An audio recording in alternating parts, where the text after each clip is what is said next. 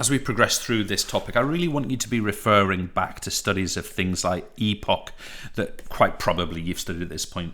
And if you're unsure about that, it might be worthwhile you sort of having a look at that, because I'm going to rely on knowledge of that throughout this session. Now, before we kind of get into the real nitty-gritty of this, I want you to be aware of the fact that there are two types of fatigue. There is what we would call peripheral fatigue, which is what we're going to focus on today, and you'll get a really good understanding. I think I've put two E's on the end of that. And this is a fatigue that is not related to the CNS, to the central nervous system. Okay, so it could be localized to the leg, for example. And we are talking about, although I'm not going to touch on this a great deal, we're talking about also central fatigue. And this is where I'll kind of leave this, but this is fatigue that would be sort of CNS related, whole body kind of burnout type condition. So we're going to talk about peripheral fatigue here, and I'm going to specifically draw this down here for you. And I just want you to think about what the origins of peripheral fatigue might be. Excuse me. So a couple of things to be aware of. First of all, I just want to remind you of what I'm going to call the classic dehydration influenced. Classic dehydration influenced fatigue. Now, you might not have ever heard that term before, but I think we've covered the content, especially in things like cardiovascular drift and things like dehydration. So, a couple of things first of all. Remember that when we lose fluid, become dehydrated, what it will do is it will increase blood viscosity. That thickness, stickiness, we effectively lose plasma from the blood. As a result of this, we decrease stroke volume, and as a result of this, we have an increasing heart rate despite no increase in the intensity of exercise. And of course, this is closely linked to the experience of fatigue. Why? Because additional work will need to be done anaerobically.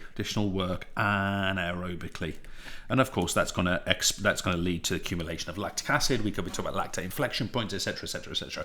So that's the classic dehydration influenced fatigue model. And I just want to remind you off the back of that, folks, that we really consider there to be two types of dehydration. I want you to remember that we have hypernatremia. This is where we have lots of sodium in the blood. And we have, so obviously we're losing water but not electrolytes. And we've also got hyponatremia, which is where we're losing both electrolytes and water. So this is high sodium in the blood, this is low sodium in the blood. And I'm going to come back to that in a few moments' time, and it's worth just being aware of here. So that is one sort of basis in which an athlete might become fatigued. That was meant to be a different colour. One of the associated aspects of that is what we would call an imbalance. I always get confused with that M in there. An imbalance of pH. So remember, pH is measuring blood acidity. It could be muscular acidity as well. But what we're saying is that if a person experiences metabolic acidosis, great word, obviously. If someone experiences metabolic acidosis, of course, this is where we are going to get effectively through fermentation, we're getting the production of things like lactic acid and its fatiguing byproduct, this fatiguing product of hydrogen ions, and that's causing acidic conditions. Now, we know that there is a lactate inflection point on average that occurs at 4 millimoles per litre of blood. Sorry, folks, I messed that right up. 4 millimoles per litre of blood. So that lactate inflection point, we know that at that point, lactic acid will rapidly, or lactate levels will rapidly increase. And what's happening in that situation is that those hydrogen ions, they are denaturing, really nice term for you to get into your answers, they are denaturing oxidative enzymes. In other words, what's happening here is that we are producing these acidic conditions, and the enzymes which are involved, say PFK, lipase, they are unable to function because they no longer bind. They no longer bind neatly because they have been denatured, and therefore they cannot function. Therefore, we get less and less aerobic energy release. In fact, including anaerobic energy release for that matter. and we then reach exhaustion clearly. So that's a really important point for us, that imbalance of pH. And finally, well, it's not finally actually, but in terms of this little section, I just also want to bring you to the idea of hyperthermia. Okay, hyper, excess, too much, greater, hyperthermia. So obviously you know where I'm going to go with this. This is going to be related to temperature. And what we're saying in this is that basically if we are too hot, we get a decrease in metabolism. Numerous reasons for that, but we get a decrease in metabolism. And also, once again, we get the denaturing, changing of shape of enzymes, which then means, of course, those enzymes cannot perform their role of catalyzing energetic reactions like the resynthesis of ATP. Now, I also want to talk to you today about insufficient fuel source. So if we concentrate there for a moment, we want to think about insufficient fuel. What is it that we can run out of as people maybe running a triathlon or open water swimming? What is it that we can run out of that would be potentially damaging to our performance? Well, first of all, let's think about phosphocreatine or creatine phosphate. If we run out of PC, it's likely to be because we have done in the region of 10 seconds of very high intensity exercise. We've also got the idea that we could deplete and run out of glycogen. Remember, glycogen is stored sugar and it's stored primarily in the liver but also in the muscle. Now what happens is that this typically will run for about 2 hours of activity, but if we don't add more and we keep exercising, it can lead to something called bonking. That is not what you think it is. That is a kind of technical term for running out of glycogen. I don't know how technical it is. And it's interesting to think about that one. And the other thing I would say about glycogen is muscle glycogen, so the muscle that's actually there present in the muscle itself, muscle glycogen depletes very quickly.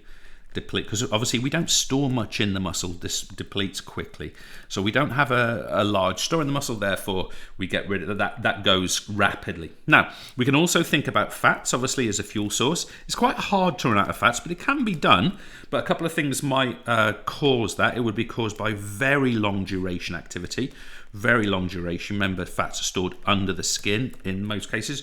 Long duration. And what happens as a result of this? This means that we can't access moderate intensity.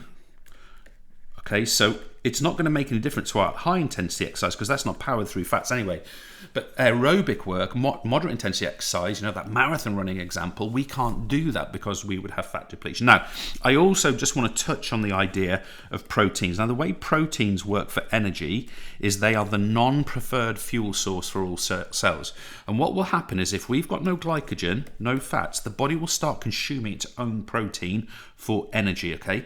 And this only happens in extreme cases. So there's kind of two cases you want to be aware of. It could be someone doing some kind of crazy endurance, it's not crazy, some kind of endurance marathon, hundreds of miles, something really extreme. The other thing is when people experience certain eating disorders, this can be one of the conditions where people become really, really poorly and lose a lot of things like muscle tissue, for example. Even in really extreme cases, organs can be utilised for energy in those circumstances. And of course, that is meaning we're not a million miles from something very, very serious happening. It's already serious, but yeah, I never know how to describe that because it's quite a serious topic, so I want to be cautious. Now, what about, never mind running out, what about I'm going to rewrite that. I'm going to go further down, pretend that didn't happen. And I'm going to say, what happens if we have suboptimal levels? Okay, so suboptimal levels. And I'm specifically going to talk about electrolytes. Now, we've talked a bit about electrolytes in numerous tutorials so far, but I want to remind you that if we have low levels of calcium, we might experience a problem. So first of all, what do?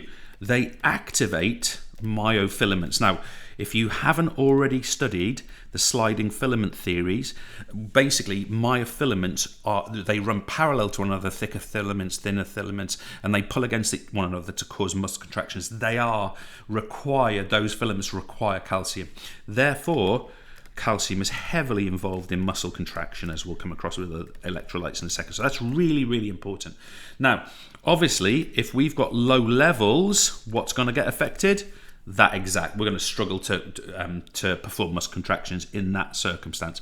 Also, It is thought that acidic conditions, think about production of metabolic acidosis, think about lactic acid production. It is thought that this restricts, I'll put it into its formula, Ca2+, okay? So it restricts those calcium ions from doing their role and performing their role.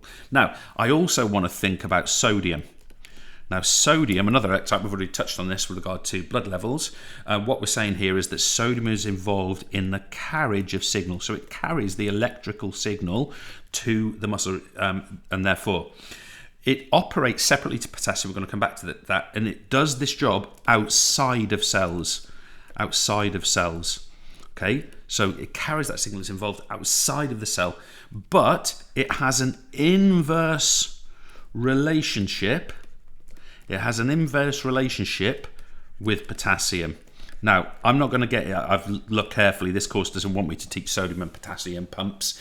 But what I want to say to you is that sodium and potassium, they require one another to cross a cell membrane. So if sodium goes into a cell, potassium has to come out. If potassium goes in, sodium has to come out. It's called the sodium-potassium pump. But I'm not going to get into that here. That is an inverse relationship. So what we're looking for is a balance.